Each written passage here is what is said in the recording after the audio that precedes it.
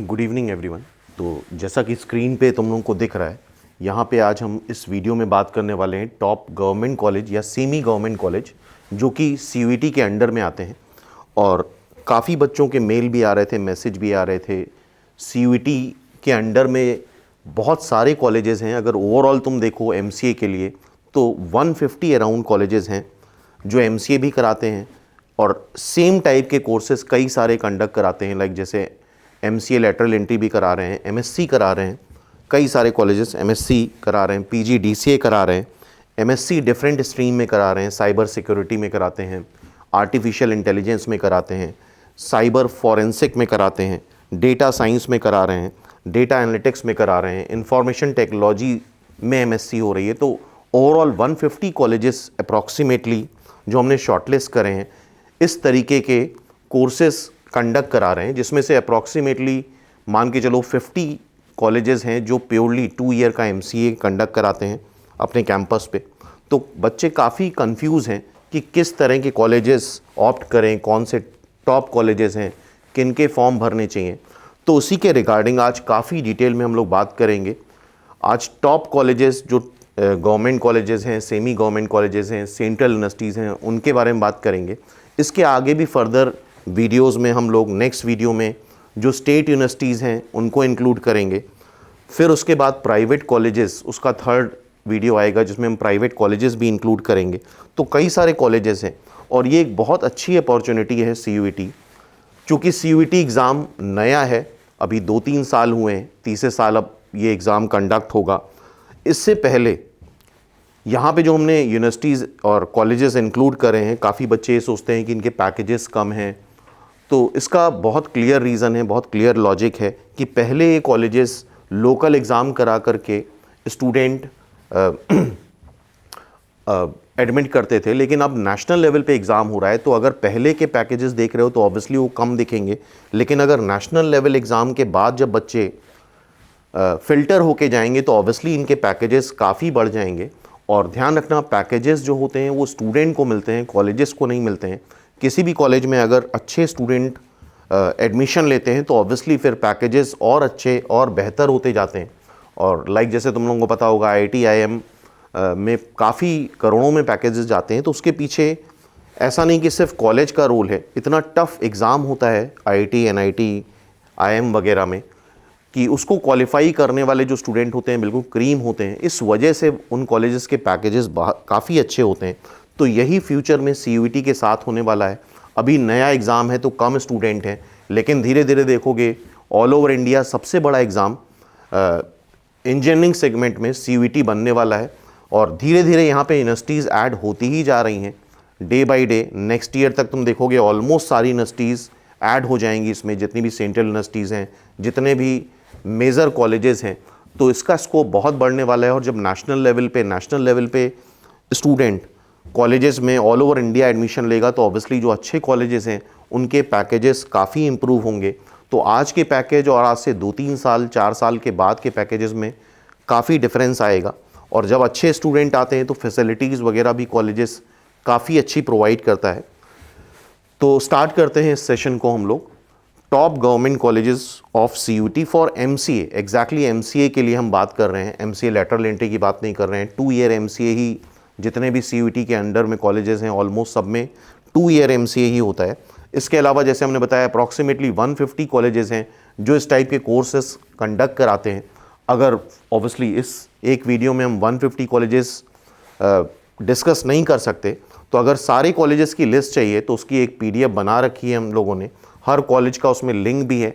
तो उस पीडीएफ को तुम आईएनपीएस के टेलीग्राम चैनल पे जाके डाउनलोड कर सकते हो।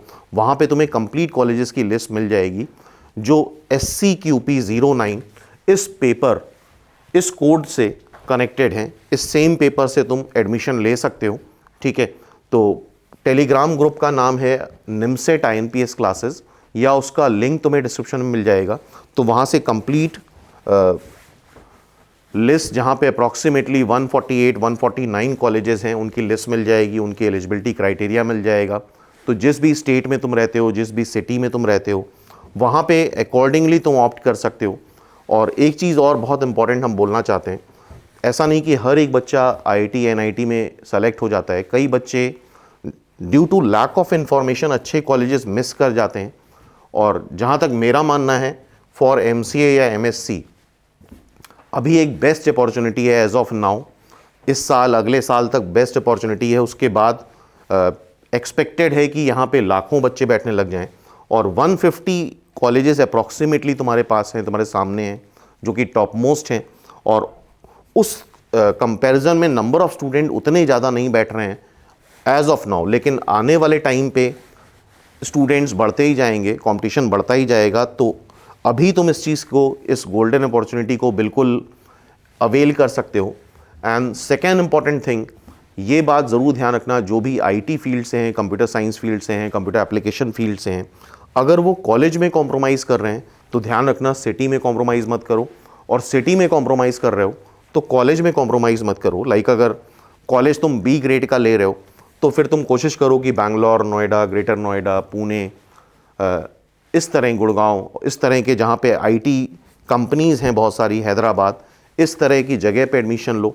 ऐसा मत करो कि कॉलेज में भी कॉम्प्रोमाइज़ करा और एक छोटे मोटे टाउन से कर लिया, तो बहुत प्रॉब्लम आती है। क्योंकि अगर किसी ऐसी सिटी से करते हो जहाँ पे बहुत सारी आईटी कंपनीज़ हैं तो जॉब अपॉर्चुनिटीज़ बहुत बढ़ जाती हैं। कहीं पे भी इंटर्नशिप लग सकती है, कहीं से भी चीज़ें स्टार्ट कर सकते हो तुम। अदरवाइज़ अगर किसी छोटे मोटे टाउन से करते हो तुम अपना एमसीए या व्हाटएवर एमएससी, तो किसी मेट्रो सिटी में जाने के बाद काफ़ी दिक्कतों का सामना करना पड़ता है, तुम लोगों को एडजस्टमेंट इश्यूज़ आ जाते हैं। तो अब मेन टॉपिक पे आते हैं अपने, कौन से टॉप यूनिवर्सिटीज़ और कॉलेजेस हैं। अच्छा, टॉप 2-3 तो सबको पता होता है एमसीए के लिए, लाइक डीयू हो गया, जेएनयू हो गया, बीएचयू हो गया, लेकिन उसके आगे बच्चों को काफ़ी कन्फ्यूजन रहता है। तो वो इस वीडियो में तुम लोगों का क्लियर हो जाएगा और काफ़ी डिटेल में हम लोग बात करेंगे हर एक यूनिवर्सिटी, हर एक कॉलेज की एलिजिबिलिटी के बारे में, प्लेसमेंट के बारे में, नंबर ऑफ़ सीट्स के बारे में, रिजर्वेशन के बारे में, फ़ीस, ट्यूशन फ़ीस क्या है, हॉस्टल फ़ीस क्या है, एवरेज पैकेज क्या है, मीडियन पैकेज क्या है, हाईएस्ट पैकेज क्या है, लोवेस्ट पैकेज क्या है, ठीक है, किस ईयर में वो स्टैब्लिश हुआ था, कितना, कैसा कैंपस है उसका, कहाँ पे वो लोकेटेड है, लोकेशन क्या है। तो इस वीडियो को प्रॉपरली देखो, काफ़ी एनालिसिस के बाद ये वीडियो बनाया है। तो सब्सक्राइब भी कर सकते हो, लाइक भी कर सकते हो, जितना स्प्रेड होगा उतना लोगों को ये इन्फॉर्मेशन मिलेगी। तो स्टार्ट करते हैं फर्स्ट कॉलेज से। आई होप सबको फर्स्ट कॉलेज का नाम तो सबको पता होता है for MCA entrance, Delhi university best college है। और ईयर ऑफ स्टैब्लिशमेंट भी इसका देख रहे हो 1922। जिस तरह की फैसिलिटीज़ हैं यहाँ पे, अभी उस लेवल का कंपटीशन नहीं है। तो अभी भी अगर 1-1.5-2 महीने बचे हुए हैं तो पूरी तरह से इन्वॉल्व हो जाओ, बहुत सीरियसली प्रिपरेशन करो। अगर ये कॉलेज मिल गया तो फीस कुछ भी नहीं है, जिसको अभी हम डिस्कस करेंगे। पैकेजेस इसके बहुत अच्छे हैं और बहुत अच्छी फैसिलिटी है। और एक अच्छे कॉलेज में जाने से सिर्फ जॉब का या सैलरी का ही फ़ायदा नहीं होता है, बहुत सारे मल्टीपल बेनिफिट्स होते हैं। ऑल ओवर इंडिया के टैलेंट वहाँ पे इकट्ठा होते हैं, तो बहुत सारी चीज़ तुम लोग अपनी लाइफ को लेकर के सीखते हो।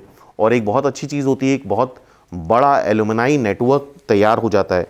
जैसे कि यहाँ पे देख रहे हो जो अच्छे कॉलेजेस हैं वो अप्रॉक्सीमेटली, ये देखो 100 ईयर्स हो गए इस्टेब्लिशमेंट के। तो 100 ईयर्स में बहुत बड़ी कम्युनिटी डीयू की बन चुकी है ऑल ओवर वर्ल्ड, तो उसका बहुत बेनिफिट मिलता है। बहुत लेटेस्ट कॉलेज है तो उसको ग्रो करने में थोड़ा टाइम लगता है, उसका एलुमनाई नेटवर्क ग्रो करने में टाइम लगता है। तो मल्टीपल बेनिफिट होते हैं एक पुराने कॉलेज, एक गवर्नमेंट कॉलेज, एक अच्छे कॉलेज से। और जो रिकॉग्नाइजेशन होता है वो तो तुम जानते ही हो कि किसी के सामने बोलोगे दिल्ली यूनिवर्सिटी से हमने एमसीए करा है, तो वो एक अलग इम्प्रेशन आता है। तो फर्स्ट नंबर पे कौन सा कॉलेज आ रहा है? Delhi university, founded on 1922। और एमसीए एंट्रेंस में लास्ट ईयर जैसे तुम्हें पता होगा 400 का पेपर था, लेकिन इस बार 300 का पेपर है। तो last year Delhi university out of 400 जिनके 210 प्लस मार्क्स थे उनको मिल गया था। तो इस साल 2024 में तुम एक्सपेक्ट कर सकते हो कि 300 मार्क्स में, competition obviously year wise year बढ़ेगा, तो 300 मार्क्स में 150 प्लस मार्क्स एक्सपेक्ट कर सकते हो। 150 प्लस मार्क्स आएंगे तो डीयू के चांसेस हैं, लेकिन कोशिश करो पहले से ही मान के मत चलो कि 150 मार्क्स लाने हैं, 200 के लिए कम से कम फाइट करनी होगी। इसके अलावा प्रीवियस वीडियो में हम लोग CUET का पैटर्न, किस तरह के क्वेश्चंस आते हैं, PYQ, ये सारी चीज़ें डिस्कस कर चुके हैं। तो प्लेलिस्ट में जा कर के देखोगे तो CUET, PYQ और CUET इंफॉर्मेशन करके काफ़ी सारे फोल्डर्स मिलेंगे। वहाँ पे बहुत सारे चीज़ें हम पेपर से रिलेटेड बात कर चुके हैं। तो यहाँ पे हम पेपर या क्वेश्चन से रिलेटेड बात नहीं कर रहे हैं। यहाँ पे हम लोग सिर्फ कॉलेज और उसकी फैसिलिटी, उसकी फ़ीस, एलिजिबिलिटी क्राइटेरिया, इन सारी चीज़ों के बारे में बात कर रहे हैं। तो आई होप ये चीज़ क्लियर है। तो स्टूडेंट, दिल्ली यूनिवर्सिटी की जो नेशनल लेवल पे रैंकिंग है, जिसको हम NIRF बोलते हैं, NIRF एक ministry of education, government of India के अंडर में जो इंस्टीट्यूट आते हैं, इसका फुल फॉर्म होता है नेशनल इंस्टीट्यूट रैंकिंग फ्रेमवर्क। पूरे इंडिया में ये 11वें नंबर पे अकर करता है और ये बहुत अच्छा नंबर है, बहुत अच्छी रैंकिंग है, ठीक है। इसके अलावा यहाँ पे टोटल नंबर ऑफ सीट्स जो हैं DU में 58 हैं फॉर MCA। क्लियर है बात? तो काफ़ी अच्छी रैंकिंग है और काफ़ी स्टूडेंट को लग रहा होगा कि फर्स्ट रैंक पे कौन सा है। तो फर्स्ट रैंक पे इस समय एज ऑफ नाउ 2023 में जो रैंकिंग मिली थी, IIT मद्रास है जो कि फर्स्ट रैंक पे आता है, NIRF उसका 1 है। तो कैंपस भी इसका बहुत अच्छा है और दिल्ली में पढ़ने का भी अपना अलग बेनिफिट होता है। बहुत सारी कंपनीज़ हैं, IT फर्म्स हैं जो इटसेल्फ दिल्ली में हैं, और अगल बगल गुड़गांव, नोएडा सब मिला लें तो मोर देन 50,000 कंपनीज़ तुम्हें NCR में ही मिल जाएंगी। ट्यूशन फ़ीस अगर देखो तो बहुत ही कम है, पर सेमेस्टर 9,000 ट्यूशन फ़ीस है। इसमें हमने हॉस्टल और फूडिंग इंक्लूड नहीं करा है, वो प्रेफरेंस के ऊपर डिपेंड करता है कि कैसी तुम्हारी प्रेफरेंस है, उसके अकॉर्डिंग वो चीज़ वेरी करती है, ठीक है। तो उसको दिल्ली यूनिवर्सिटी के साइट पे जाके, जिसका लिंक तुम्हें डिस्क्रिप्शन में मिल जाएगा, वहाँ से तुम देख सकते हो, विजिट कर सकते हो। तो 9,000 मतलब टोटल फ़ीस जो आएगी ट्यूशन फ़ीस वो 18,000 आएगी। और अगर तुम फूडिंग लॉजिंग में मिला लोगे तो बहुत ज़्यादा जो फ़ीस पड़ेगी एक साल की, वो अगर तुम्हें इंस्टीट्यूट के अंदर ही हॉस्टल वगैरह मिल गया तो 80 से 90,000 होगी। और जिन भी स्टूडेंट को फाइनेंशियली इशू हैं तो बहुत ईजिली तुम्हें एजुकेशन लोन मिल जाता है, अच्छे इंस्टीट्यूट पे हो तो और भी कम इंटरेस्ट से मिल जाता है। तो फाइनेंशियल कभी भी इशू नहीं हो सकता, कभी भी रीज़न नहीं हो सकता कि तुम ना पढ़ पाओ, ठीक है। और इसी वजह से इन गवर्नमेंट कॉलेजेस वगैरह की डिमांड बहुत होती है कि बिकॉज फ़ीस अगर तुम अदर प्राइवेट कॉलेज से कंपेयर करोगे तो कुछ भी नहीं है। बाकी कॉलेजेस अगर देखोगे प्राइवेट कॉलेज में लाखों में फ़ीस होती है एक साल की, जिसको अफोर्ड करना थोड़ा सा डिफ़िकल्ट हो जाता है। तो ट्यूशन फ़ीस 9,000 पर सेमेस्टर है, बहुत नॉमिनल फ़ीस है। और अगर ट्यूशन फ़ीस से इसके पैकेजेस कंपेयर करो तुम तो रिटर्न ऑफ इन्वेस्टमेंट जो है वो बहुत हाई है, 10 to 20% का रिटर्न मिल रहा है। पैकेजेस देख रहे हो, highest package 45 LPA lakhs per annum है। एवरेज पैकेज की जगह यहाँ पे मीडियन पैकेज बोलते हैं। आई होप तुम लोग ने तैयारी कर रहे हो तो स्टैटिस्टिक्स पढ़ी होगी। तो पैकेजेस में मीडियन निकाला जाता है, अर्थमेटिक मीन नहीं निकाला जाता है। Median is more appropriate average in terms of packages. 13 LPA का पैकेज आ रहा है तो काफ़ी अच्छा है। और अगर इसके बीच का तुम देखो तो ईजिली तुम अगर एडमिशन लेते हो तो विद इन 2 ईयर एक एवरेज सैलरी 15-16 लाख आराम से मिल सकती है। और ऑब्वियसली 2 साल बाद, 3 साल बाद जब तुम जाओगे तो ऑब्वियसली ये एवरेज पैकेज और बढ़ चुका होगा। और चूंकि नेशनल लेवल पे ये कंपटीशन अब होने लग गया है, पहले DU अपना एग्ज़ाम अलग कराता था तो उतने बच्चे फॉर्म नहीं भरते थे, उतना बर्डन नहीं ले पाते थे, क्योंकि बहुत सारे यूनिवर्सिटीज़ का फॉर्म भरना होता था। तो CUET हो के एक स्टूडेंट की पॉकेट के लिए भी बहुत आसान हो गया है। अदरवाइज़ अगर 10 फॉर्म भर रहे हो और सारे फॉर्म 1-1 हज़ार के हैं तो बहुत बड़ा फाइनेंशियल बर्डन पड़ जाता था। तो रिटर्न ऑफ इन्वेस्टमेंट यहाँ पे बहुत हाई है, ठीक है। ऑलमोस्ट अगर देखोगे तो फीस कुछ भी नहीं है और पैकेजेस मान के चलो, अगर तुम एक एवरेज स्टूडेंट हो, ठीक ठाक कंसिस्टेंटली पढ़ रहे हो तो 15-16 लाख का पैकेज कहीं नहीं गया है। और इस तरह के इंस्टीट्यूट से करने के बाद फिर फ्यूचर ग्रोथ और भी अच्छी होती है। एक अच्छी कंपनीज आती हैं इंस्टीट्यूट में, वर्ल्ड क्लास कंपनीज होती हैं।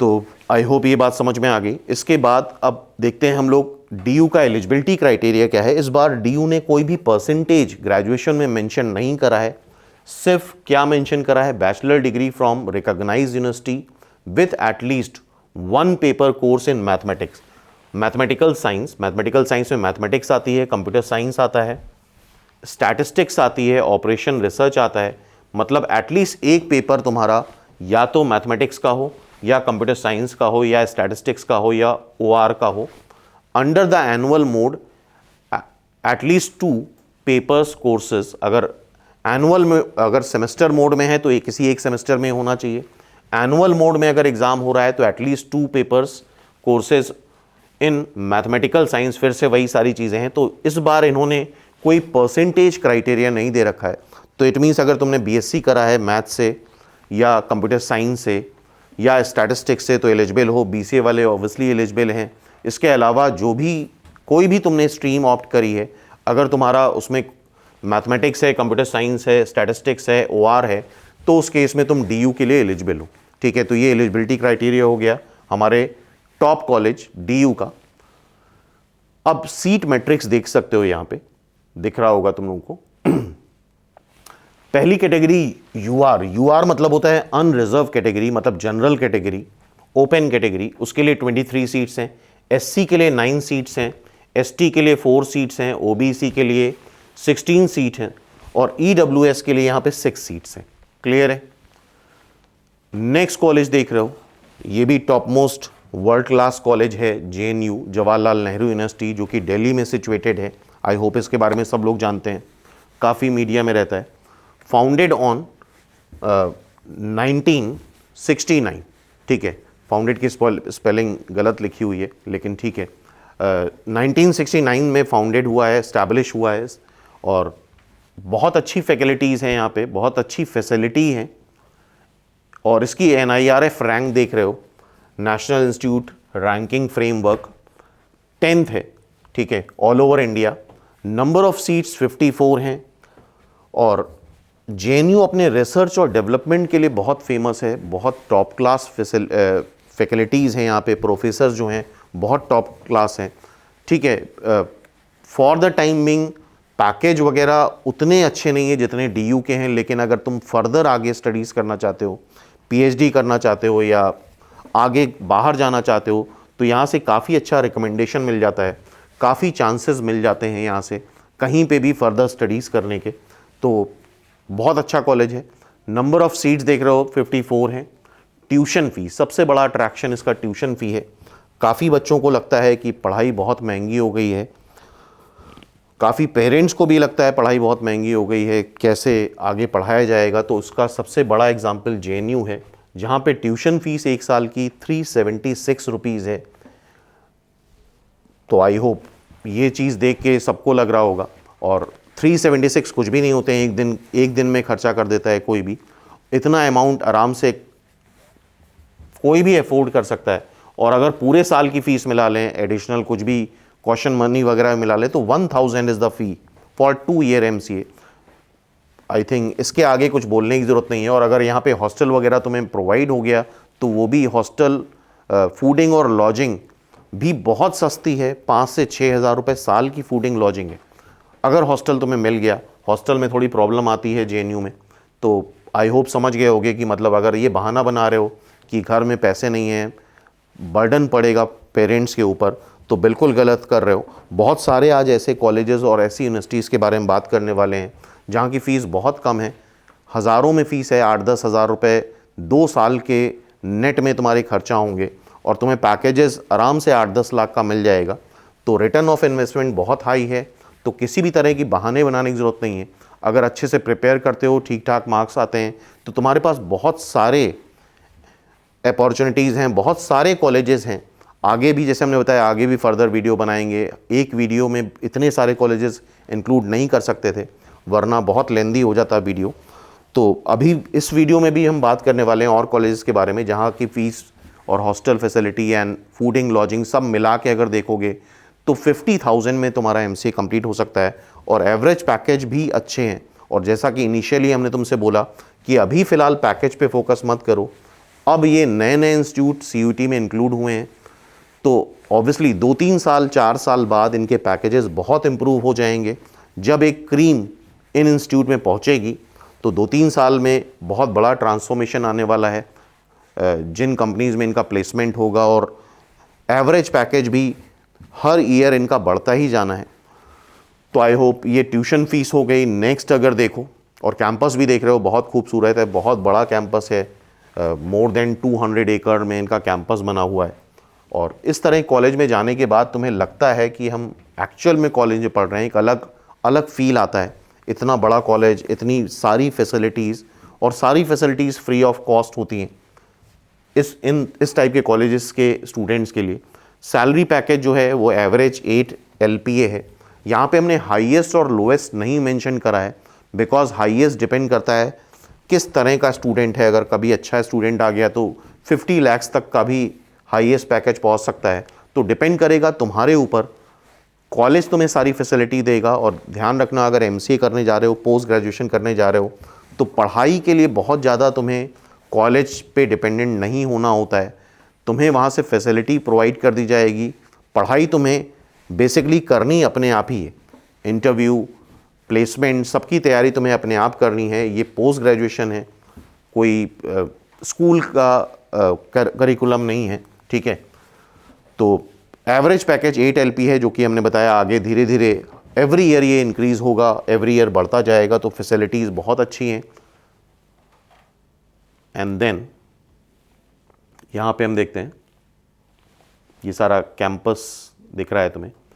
एलिजिबिलिटी क्राइटेरिया, एलिजिबिलिटी क्राइटेरिया यहाँ पे देखो क्या है। BCA हो, बैचलर डिग्री मतलब BSc, BCom, BA computer science पे होना चाहिए, कंप्यूटर साइंस इंजीनियरिंग, और इक्विवेलेंट मतलब बीटेक भी चलेगा यहाँ पे, विथ एटलीस्ट 55% मार्क्स। मतलब तुम्हारे ग्रेजुएशन में 55% मार्क्स हो, और कहीं पे भी यहाँ पे 11th-12th में किसी भी तरह के मार्क्स की रिक्वायरमेंट नहीं करी गई है। BSc, BCom, BA with mathematics at 10+2 level और at graduation level with at least 55% marks. तो आई होप ये बात समझ में आ गई होगी। एलिजिबिलिटी क्राइटेरिया इसका क्लियर है। BA हो, BSc हो, BCom हो, मैथमेटिक्स होनी ज़रूरी है, ठीक है। या तो मैथमेटिक्स हो या फिर कंप्यूटर साइंस हो, तो तुम एलिजिबल हो विथ 55% मार्क्स। तुम्हारा एलिजिबिलिटी क्राइटेरिया हो गया। नेक्स्ट कॉलेज अगर तुम देख रहे हो, तो नेक्स्ट कॉलेज 3rd नंबर पे आता है BHU, Banaras Hindu university. I hope इसके बारे में सबको पता है। बनारस वाराणसी में सिचुएटेड है। नंबर ऑफ सीट्स इसकी कितनी है? 57 सीट्स हैं फॉर MCA 2 ईयर प्रोग्राम। बाकी कोर्सेज की यहाँ पे हम बात नहीं कर रहे हैं इस वीडियो में। तो 57 सीट्स हैं। कैंपस बहुत बड़ा है, इसी के अंदर BHU IIT भी इसी कैंपस में है। ईयर ऑफ स्टैब्लिशमेंट देख रहे हो 1960, मतलब मोर देन 100 ईयर इस कॉलेज को बीत चुके हैं। तो बहुत बड़ा एलुमनाई नेटवर्क है। NIRF रैंक इसकी 10th है। अगेन देख रहे हो 10 all over India 10th rank होना भी अपने आप में बहुत बड़ी चीज़ है, ठीक है। देन ट्यूशन फीस जो है इसकी, टोटल ट्यूशन फीस जो है एक साल की वो 30,528 रुपये है। हॉस्टल फीस जो है 19,000 है। तो अप्रॉक्सीमेटली मान लो 50,000 एक साल का तुम्हें पड़ेगा। तो 1 लाख के अंदर तुम्हारा MCA कंप्लीट हो जाएगा, ठीक है। और ये कैंपस की भी पिक देख रहे हो तुम लोग। And now eligibility criteria. Eligibility criteria क्या है? At least 60% marks. अभी तक ये था BHU में कि 50% मार्क्स पे एडमिशन हो जाता था, लेकिन इस साल से ड्यू टू प्लेसमेंट, क्योंकि कई सारी कंपनीज ऐसी आती हैं जो 60% का क्राइटेरिया लगा देती हैं, इस वजह से इन्होंने 60% एलिजिबिलिटी क्राइटेरिया कर दिया। और यहाँ का एवरेज पैकेज शायद हम बताना भूल गए, एवरेज पैकेज वही 7-8 लाख के आसपास है। लेकिन फिर से हम बोल रहे हैं, माइंड करना है इस बात को। अब ये CUET के थ्रू है, तो जब तक तुम लोग MCA करके निकलोगे तब तक ऑब्वियसली एवरेज पैकेज बढ़ चुका होगा। और अभी फ़िलहाल तुम्हें मेनली फोकस करना है अपनी प्रिपरेशन पे। कॉलेज जब मिलेगा, जब तुम्हारे पास 4-5 चॉइसेस होंगी, तब हम डिसाइड कर पाएंगे किस में जाना है, किस में नहीं जाना है। लेकिन अगर चॉइस ही एक है, तो इस तरह से प्रिपरेशन करनी है कि हमारे पास 3 से 4 चॉइसेस हों, तब तुम अपने चॉइस के कॉलेज पे जा पाओगे। तो फिलहाल अभी पैकेजेस वगैरह पे फोकस मत करो, बिकॉज वो फ्यूचर में बढ़ने ही वाले हैं। Obtain at least 60% marks in aggregate और 6.5 ऑन जिनका CGPA में आता है 10 पॉइंट स्केल में, 55% marks in aggregate, 6.0 on 10-point scale in case of candidate belonging to reserve category. तो रिजर्व कैटेगरी के लिए 5% का रिलैक्सेशन दे दिया जाता है यहाँ पे। जैसे ओपन कैटेगरी या यूआर जिसको अनरिजर्व कैटेगरी बोलते हैं उसके लिए 60%, रिजर्व कैटेगरी के लिए 55%। इन BCA, BIT, BTech, BSc with computer science as main subject or equivalent degree, BTech BE in any branch will be required to take bridge course as per university rule। ठीक है, तो computer science होना ज़रूरी है, अगर नहीं है तो तुम ब्रिज कोर्स के थ्रू कंप्यूटर साइंस कर सकते हो। BA, BSc in mathematics, statistics और equivalent degree will be required to take bridge course as per university rule।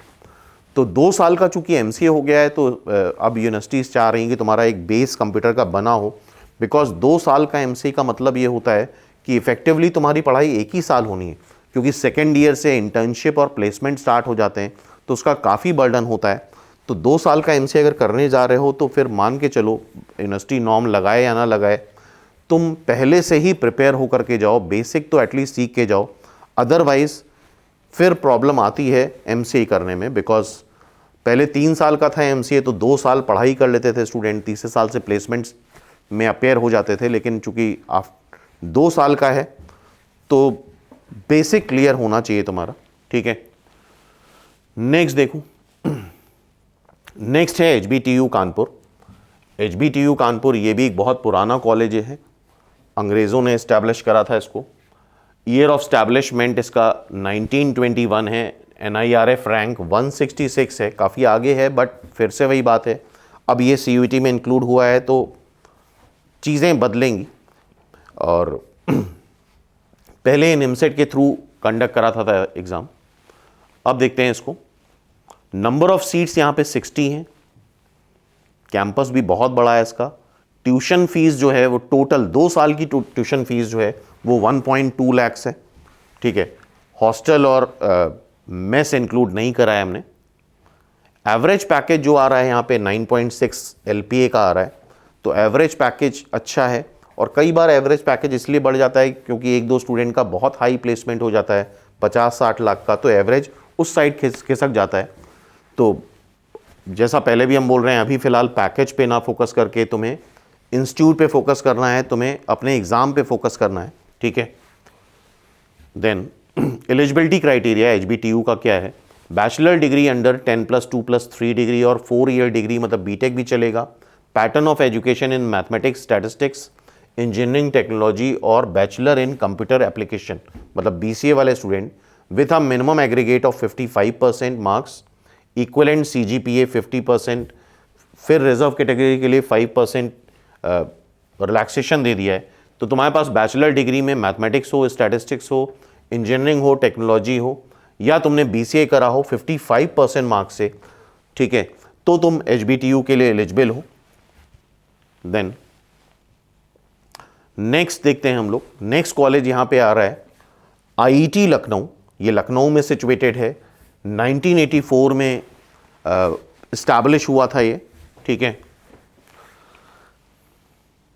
अच्छा कॉलेज है। NIRF रैंक इसकी आ रही है 91। टोटल सीट्स जो हैं यहाँ पे 60 सीट्स हैं। ठीक है, ट्यूशन फी जो आती टोटल, ये 2 साल की फीस है, 1 साल की नहीं है। 2 साल की 1.83 लाख, मतलब 2 लाख के आसपास समझ सकते हो। एंड इसके अलावा तुम्हारे अदर एक्सपेंसेस रहेंगे जो कि हॉस्टल और मेस के होंगे। ठीक है, मीडियन सैलरीज की जो आ रही है 6 LPA आ रही है। अब देखते हैं eligibility criteria. Candidate who have passed any graduation degree, BE, BTech, BSc, BCom, BA, BVoc etcetera with mathematics at 10+2 level और एट ग्रेजुएशन लेवल, या तो तुम्हारे पास 10+2 लेवल पे हो 12th 11 12th में, या ग्रेजुएशन लेवल पे, और एटलीस्ट तुम्हारे 50% मार्क्स होने चाहिए। 45% ऑब्वियसली हर एक केस में 5% रिलैक्सेशन मिल जाता है SC ST को। ठीक है, EWS वगैरह कोई रिलैक्सेशन नहीं है, OBC कोई रिलैक्सेशन नहीं है। तो आई होप ये एलिजिबिलिटी देख रहे हो। नेक्स्ट कॉलेज की बात करते हैं, IGD TUW, Indira Gandhi Delhi technical university for women's.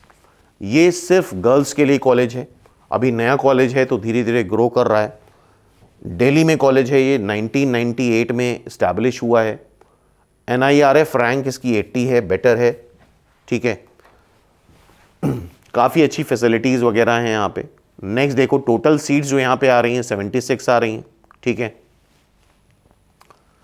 Tuition fees जो आ रही है वो टोटल 2 साल की 2.3 लाख पड़ेगी यहाँ पे तुम्हें। मीडियन सैलरी जो है वो अच्छी सैलरी है, 9 LPR है, 9 लाख पर एनम, ठीक है। Then eligibility criteria, female candidate होना चाहिए, गर्ल्स के लिए ही कॉलेज है ये, ठीक है। वुमेन कॉलेज क्लियरली लिखा हुआ है यहाँ पे। Candidates having bachelor degree of recognised university in any discipline with at least 60% marks, तो इस कॉलेज के लिए तुम्हारे पास 60% मार्क्स होने चाहिए in aggregate, and must also have passed in mathematics as a subject, core और इलेक्टिव और functional at 10+2 level of CBSE और any other examination recognise as a equivalent to this. तो इसका मतलब यहाँ पे तुम्हारे पास 11-12 में मैथ्स होना मस्ट है, ठीक है।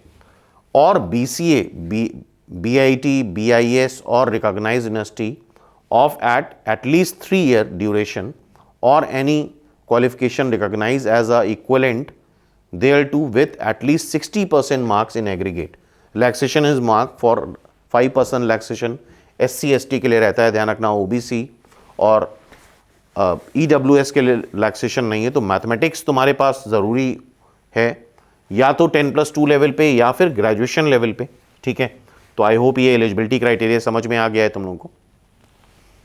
अब नेक्स्ट देखते हैं सेंट्रल यूनिवर्सिटीज़ ऑफ कर्नाटका, और ये सब फिर से सुन लो, ये अभी अच्छी अपॉर्चुनिटी है तुम लोगों के पास। सेंट्रल यूनिवर्सिटी जैसे सेंट्रल यूनिवर्सिटी ऑफ हैदराबाद भी मोस्ट प्रॉब्ली इस साल नहीं तो नेक्स्ट ईयर तक ज़रूर इसमें इंक्लूड हो जाएगी। तो ये नेशनल लेवल इंस्टीट्यूट हैं, अभी चूँकि नए हैं, 2009 में कई सारे सेंट्रल यूनिवर्सिटीज़ इस्टेब्लिश हुई थी। अभी तक ये लोग लोकल एग्ज़ाम लेकर के स्टूडेंट एडमिट कर रहे थे, लेकिन जब अब ये CUET से हो रहा है, धीरे धीरे इस साल इंक्लूड हुआ है, तो 2-3 साल में इसका पैकेज बहुत इम्प्रूव होगा। तो ये बहुत अच्छी अपॉर्चुनिटी है। Central university of Karnataka, central university of Haryana, central university of Tamil Nadu, हर जगह, हर स्टेट में एक सेंट्रल यूनिवर्सिटी है। तो 2009 में इस्टेब्लिश हुआ है। NIRF रैंक अभी कम है बिकॉज अभी बहुत नया कॉलेज है, अभी धीरे धीरे इसकी रैंक इम्प्रूव होगी।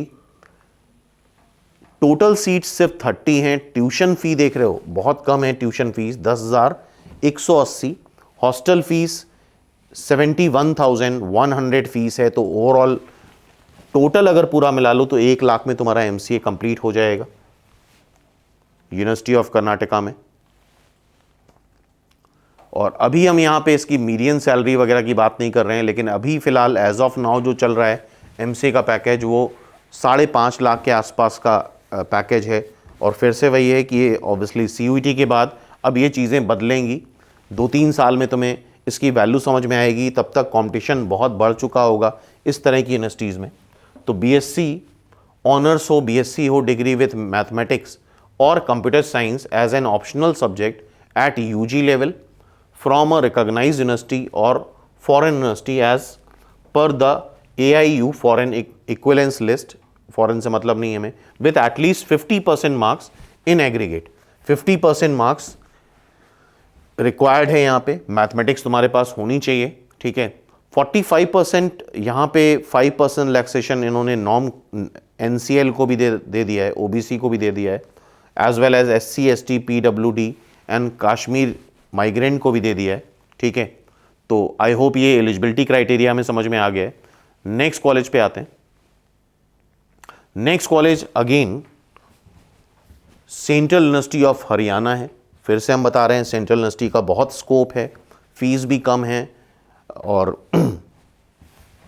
अपॉर्चुनिटी बहुत अच्छी है। तो ये भी 2009 में, जैसे हमने बताया, बहुत सारी सेंट्रल यूनिवर्सिटीज़ 2009 में स्टैब्लिश करी गई थी। NIRF रैंक 151 है जो आगे चल के ऑब्वियसली इम्प्रूव होगी। तो ये हरियाणा के महेंद्रगढ़ में सिचुएटेड है। इसको 8th नंबर पे डाला है हमने। टोटल सीट्स यहाँ पे 50 हैं।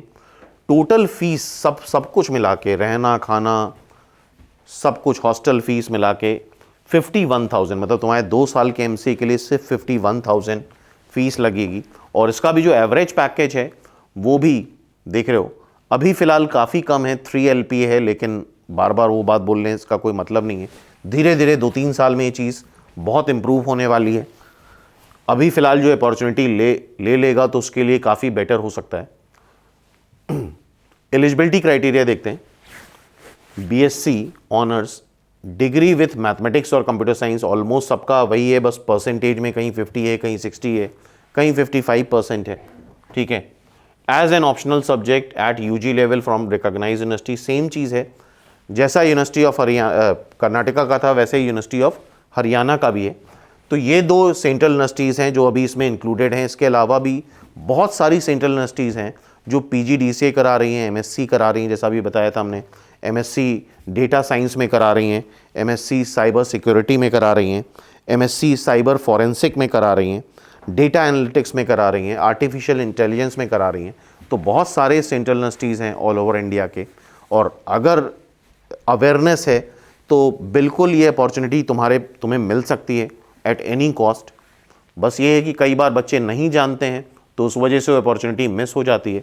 नेक्स्ट है 9th नंबर पे MMM मदन मोहन मालवीय, ये गोरखपुर उत्तर प्रदेश में सिचुएटेड है, फाउंडेड इन 1962, NIRF रैंक 250 है। जैसा हमने बताया इसका अभी लोकल लेवल पे एग्ज़ाम होता था, अब CUT से होगा, तो ऑब्वियसली इसका रैंक बढ़ेगा। लेकिन फिर भी अगर जैसा कि पहले भी हमने बोला था, अगर कॉलेज में कॉम्प्रोमाइज़ कर रहे हो तो सिटी में मत करना, सिटी में कर रहे हो तो कॉलेज में मत करना। दोनों में कॉम्प्रोमाइज़ कर लोगे तो टेक्निकल डिग्री में फिर प्रॉब्लम्स आती हैं फ्यूचर में। सो नंबर ऑफ सीट्स यहाँ पे देख रहे हो 60 है। ट्यूशन फीस यहाँ पे देख रहे हो 1.10 लाख है। ट्यूशन फीस का मतलब ये हुआ यहाँ पे हॉस्टल और अदर चार्जेस इंक्लूड नहीं हुए हैं। मीडियन सैलरी यहाँ की 4.5 लाख है, ठीक है। एलिजिबिलिटी क्राइटेरिया यहाँ पे देख सकते हो, BSc honours degree with mathematical, बिल्कुल सेम टू सेम है जैसा पहले भी देख रहे थे, इस चीज़ को देख सकते हो। 50% ग्रेजुएशन में होना चाहिए तुम्हारा, मैथमेटिक्स या कंप्यूटर साइंस होना चाहिए ग्रेजुएशन में, ठीक है। तो ये क्राइटेरिया हो गया इसका। एंड इस लिस्ट में जो 10th नंबर पे कॉलेज है वो है गुरु गोबिंद सिंह इंद्रप्रस्थ यूनिवर्सिटी दिल्ली में एक कॉलेज सिचुएटेड है, फाउंडेड इन, ये भी नया कॉलेज है, 1998 में। NIRF रैंक 88 है, धीरे धीरे इंक्रीज़ होगी इसकी भी रैंक। पहले इसका एग्ज़ाम अलग से होता था, कुछ टाइम इसका एग्ज़ाम निमसेट के थ्रू भी हुआ, लेकिन अब ये CUT के थ्रू, और हो सकता है इस साल कुछ सीट्स निमसेट के थ्रू भी फिल करे, वो अभी जब नोटिफिकेशन आएगा निमसेट का तब पता चलेगा। टोटल सीट्स यहाँ पे 60 हैं इस कॉलेज में। ट्यूशन फीस, टोटल जो ट्यूशन फीस है 2 साल की वो 1.92 लाख है, अप्रॉक्सीमेटली 2 लाख मान सकते हो। Hostel fees and other charges अलग हैं। मीडियन सैलरी जो उसकी आ रही है वो 6 LPA आ रही है, जो ऑब्वियसली आगे चल के बढ़ेगी। एलिजिबिलिटी क्राइटेरिया क्या है?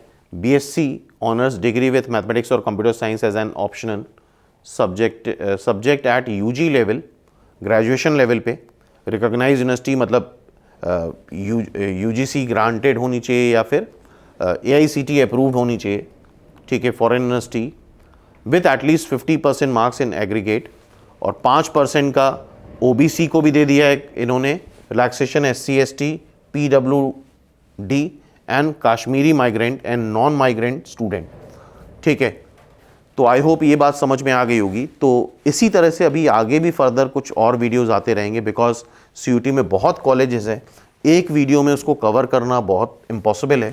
तो 2-3-4 वीडियो और भी आएंगे जिसमें हम लोग और भी कॉलेजेस, स्टेट यूनिवर्सिटी या जो बेस्ट प्राइवेट कॉलेजेस हैं all over India under CUT, वो सारा डिस्कस करेंगे। बाकी ये लिस्ट अगर तुम्हें डाउनलोड करनी है तो टेलीग्राम ग्रुप ज्वाइन कर लो, वहाँ डाउनलोड कर सकते हो। और CUT से रिलेटेड बहुत सारे वीडियोस ऑलरेडी हम इस चैनल पे अपलोड कर चुके हैं। प्लेलिस्ट में जाके एक्सप्लोर करोगे तो तुम्हें बहुत कुछ CUT के पेपर से रिलेटेड मिलने वाला है और हर एक सब्जेक्ट में मिलने वाला है। तो फिर मिलते हैं नेक्स्ट वीडियो में।